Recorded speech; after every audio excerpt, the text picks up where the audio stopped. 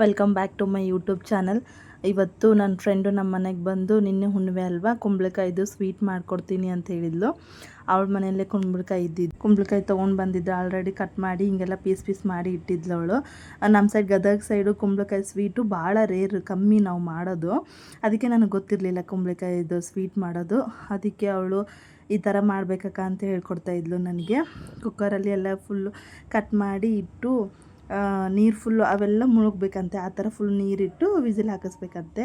ಆಮೇಲೆ ಇವಕ್ಕೆಲ್ಲ ಕೊಬ್ಬರಿ ಶೇಂಗಾ ಎಲ್ಲ ಹುರ್ಕೊಂಡು ಸೈಡಿಗೆ ಇಟ್ಕೋಬೇಕಂತ. ಆಮೇಲೆ ಫುಲ್ ಪಾಕ ಥರ ತೊಗೋಬೇಕಂತೆ. ಪಾಕ ಮಾಡಿಕೊಂಡ್ರೆ ಚೆನ್ನಾಗಿ. ನಿಮ್ಗೆ ಸ್ವೀಟ್ ಎಷ್ಟು ಬೇಕೋ ಅಷ್ಟು ಸ್ವೀಟ್ ಬೆಲ್ಲ ಹಾಕೋರಿ. ನಮಗೆ ಸ್ವೀಟ್ ಜಾಸ್ತಿ, ನಾವು ಸ್ವೀಟ್ ತಿಂತೀನಿ ಅಂಥೇಳಿ ಬೆಲ್ಲ ಸ್ವಲ್ಪ ಜಾಸ್ತಿನೇ ಹಾಕ್ಕೊಂಡಿದ್ದೆ. ಕೊಬ್ಬರಿ ಆಮೇಲೆ ಅದು ಶೇಂಗಾ ಹುರಿದಿರೋದು, ಏಲಕ್ಕಿ ಟೇಸ್ಟಿಗೆ ಫ್ಲೇವರಿಗೆ ಮಿಕ್ಸರ್ ಹಾಕ್ಕೋಬೇಕು. ನಮ್ಮದು ಮಿಕ್ಸರ್ ಬಟನ್ಗೆ ಅದು ಯಾಕೋ ಆನ್ ಆಗ್ತಿರಲಿಲ್ಲ, ಹಾಲಲ್ಲಿ ಹಾಕ್ಕೋತಾ ಇದ್ದೆ ನಾನು. ಫುಲ್ಲು ಇದು ಪಾಕ ಎಲ್ಲ ಇದಾಗ್ತಾ ಇತ್ತು, ಕುದೀತಾ ಇತ್ತು. ವಿಸಲ್ ಕೂಡ ಹಾಕ್ತಿತ್ತು ಕುಕ್ಕರು. ಇದನ್ನು ಕೂಡ ಮಿಕ್ಸರ್ ಮಾಡಿ ಇಟ್ಕೊಂಡಿದ್ವಿ. ಒಂದು 4, 6, 5 ಆದ್ರೂ ಮಿನಿಮಮ್ ಹಾಕಿಸ್ಕೋಬೇಕು, ವಿಸಿಲ್ ಹಾಕಿಸ್ಕೋಬೇಕು.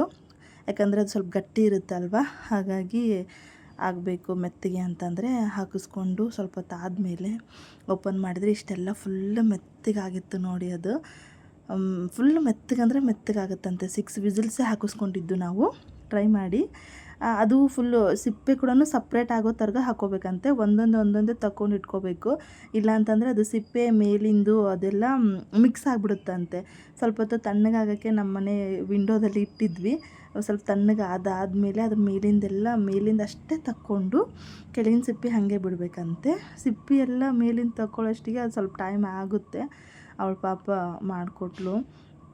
ಫುಲ್ ಸಿಪ್ಪೆದು ಹೊರಗಡೆ ತೆಗೆದು ಅದರಲ್ಲಿ ಏನೂ ಇರಲಿಲ್ಲ. ಆದರೆ ಅದರಲ್ಲೇ ಬಿಟ್ಟರೆ ನಾವು ಅದೆಲ್ಲ ಫುಲ್ಲು ಸಿಪ್ಪೆ ಮತ್ತು ಮೇಲಿಂದು ಎಲ್ಲ ಮಿಕ್ಸ್ ಆಗಿಬಿಡುತ್ತಂತೆ, ಗಿಜಿ ಆಗುತ್ತೆ. ಆ ಥರ ಬೇಡ ಅಂದು ಅವಳು ಸಪ್ರೇಟಾಗೆಲ್ಲ ಹಿಂಗೆ ತಕ್ಕೊಂಡು ಮಾಡಿ ಅದಕ್ಕೆ ಆಮೇಲೆ ಫುಲ್ಲು ಸ್ಮ್ಯಾಶ್ ಮಾಡೋ ಥರನೇ ಇರಬೇಕಂತೆ. ಅದು ನಾವು ವಿಸಿಲ್ ಹಾಕ್ಸಿದ್ರು ಕೂಡ ಒಂದು ಎಕ್ಸ್ಟ್ರಾ ವಿಸಿಲ್ ಹಾಕ್ಸಿದ್ರೂ ಪರವಾಗಿಲ್ಲ, ಕಮ್ಮಿ ಮಾತ್ರ ಹಾಕಿಸ್ಬಾರ್ದು. ಯಾಕಂದರೆ ಗಟ್ಟಿಗಿದ್ರೆ ಚೆನ್ನಾಗಿ ಅನಿಸಲ್ವಂತೆ.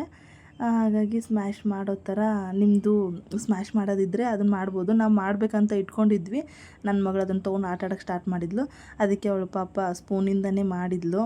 ಮಾಡಿ ನಾವು ಮಿಕ್ಸರ್ಗೆ ಹಾಕ್ಕೊಂಡಿದ್ವಲ್ವ ಕೊಬ್ಬರಿ ಆಮೇಲೆ ಶೇಂಗಾ ಅದನ್ನೆಲ್ಲ ಮಿಕ್ಸರ್ ಮಾಡಿ ಸ್ವಲ್ಪ ನೀರು ಹಾಕ್ಕೋಬೇಕಂತ. ಯಾಕಂದರೆ ಅಲ್ಲಿ ಪಾಕ ಮಾಡ್ಕೊಂಡಿರ್ತೀವಲ್ವ, ಹಾಗಾಗಿ ಸ್ವಲ್ಪ ನೀರು ಹಾಕ್ಕೊಂಡು ಅದ್ರದ್ದೆಲ್ಲ ಇದನ್ನು ಮಾಡಿಕೊಂಡು ಅದಕ್ಕೆ ಹಾಕ್ಕೊಂಡು ಕುಕ್ಕರಲ್ಲೇ ಮಾಡಿದ್ದು ನಾವು.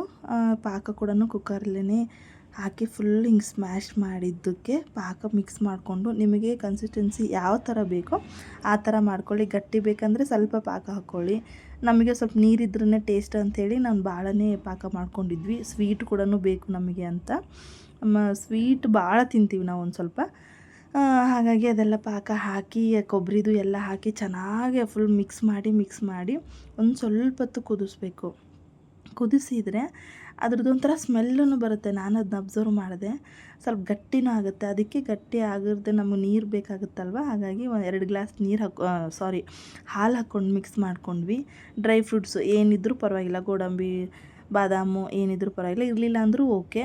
ನಮ್ಮ ಮನೇಲಿ ಗೋಡಂಬಿ ಇತ್ತು, ಸ್ವಲ್ಪ ಗೋಡಂಬಿ ಹಾಕ್ಕೊಂಡ್ವಿ ನಾವು ಟೇಸ್ಟಿಗೋಸ್ಕರ. ತುಪ್ಪದಲ್ಲೇ ಹುರಿದು ಹಾಕ್ಕೊಂಡು ಇದಕ್ಕೊಂದು ಸ್ವಲ್ಪ ತುಪ್ಪದ್ದು ಇಲ್ಲಿ ಹುರಿದಿದ್ದು ಫ್ಲೇವರ್ ಇರುತ್ತಲ್ವ ಅದು. ಆದರೆ ನಿಜವಾಗ್ಲೂ ಚೆನ್ನಾಗಿತ್ತು. ಟೇಸ್ಟ್ ಮಾತ್ರ, ಸ್ಮೆಲ್ಲು ಮಾತ್ರ ಸೂಪರ್ ಬರ್ತಾಯಿತ್ತು.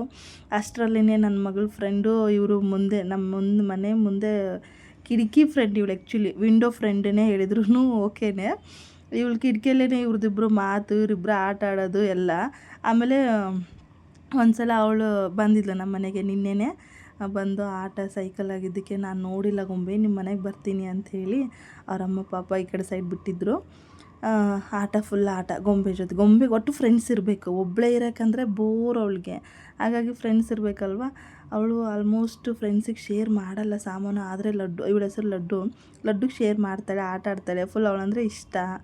ಲಾಸ್ಟಿಗೆ ಅದೆಲ್ಲ ಆದಮೇಲೆ ಬೌಲಿಗೆ ಸರ್ವ್ ಮಾಡಿದರು. ನಾನು ತಿಲಕನೇ ಸರ್ವ್ ಮಾಡಿದರು. ಮಾಮ ಕೂಡ ನಾನು ಸ್ವಲ್ಪ ಕೆಲಸ ಮಾಡ್ತಾಯಿದ್ದೆ. ಪಲಾವ್ ಮಾಡಿದ್ದೆ. ನಾವು ಹುಣ್ಣಿಮೆ ದಿನ ರೊಟ್ಟಿ ಅದೇನು ಮಾಡಲ್ಲ. ಪಲಾವ್ ಮಾಡಿ ಆ ಸ್ವೀಟ್ ಮಾಡಿ ಕೊಟ್ಟೆ. ನಮ್ಮ ಮನೆಯವರು ಇಷ್ಟಪಟ್ಟರು. Thank you.